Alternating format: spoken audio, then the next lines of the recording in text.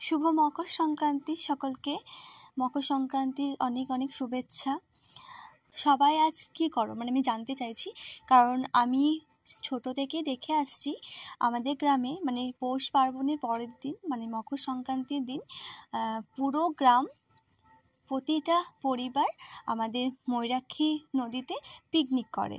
হয়তো গ্রামের 2-3টে পরিবার মিলে বা একা একা সবাই মানে এক একটা পরিবার পিকনিক করে। তো আজকে আমাদের পিকনিক ছিল, আমাদের এখন রান্না হচ্ছে।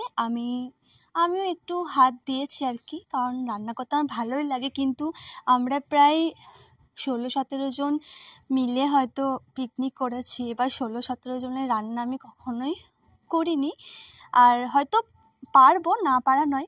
তো আমিও ভেবেছিলাম একটু হাত লাগাবো। আমার যাওয়ার আগেই দেখলাম যে মা কাকিমারা রান্না শুরু করে দিয়েছে, তো আমিও একটু রান্না করলাম, তারপর একটু ঘুরতে গেলাম। এই যে ভাইগুলোর সঙ্গে একটু সময় কাটালাম, কারণ আজকে আমার কোনো বন্ধু বান্ধব আসেনি, আর আমার বাচ্চাদের সঙ্গে সময় কাটাতে গল্প করতে আমার ভালোই লাগে। তো ভাইদের সঙ্গেও সময় কাটালাম, ভালো লাগলো। সবাই মিলে খাওয়া দাওয়া করছি।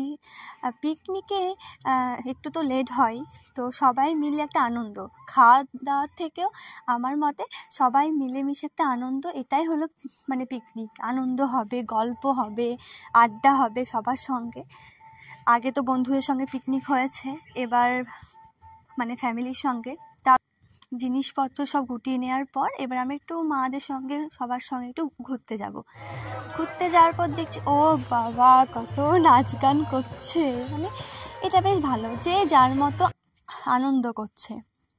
কেউ হয়তো বক্স বাজিয়ে গান বাজিয়ে কেউ হয়তো বক্স বাজিয়ে গান বাজিয়ে আপন মনে নাচ করছে, আনন্দ করছে।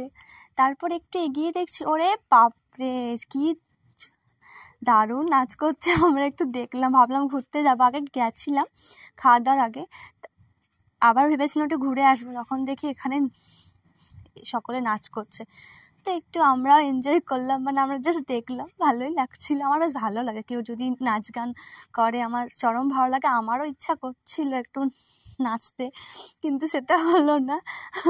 ভীষণই ভালো লাগছিল, সবাই আনন্দ করছে, এটাই অনেক। যে যার মতো আনন্দ করছে, এর থেকে আনন্দের কিছুই নয়। আমাদের লাইফে আনন্দ করতে হবে। আমরা যেটা করে আনন্দ পাবো, খুশি থাকবো, সেটাই করা উচিত আমার মতে বলে।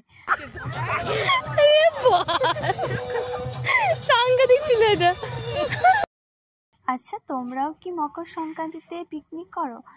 আমরা তো মানে আমাদের গ্রামে এটা আমি ছোট থেকে দেখে আসছি, সবাই পিকনিক করে। কারো যদি খুব অসুবিধা থাকে তাহলে হয়তো করে না, বাট সবাই পিকনিক করে, সবাই আনন্দ করে। আসছে বছর আবার হবে, সবাই মিলে আবার পিকনিক হবে।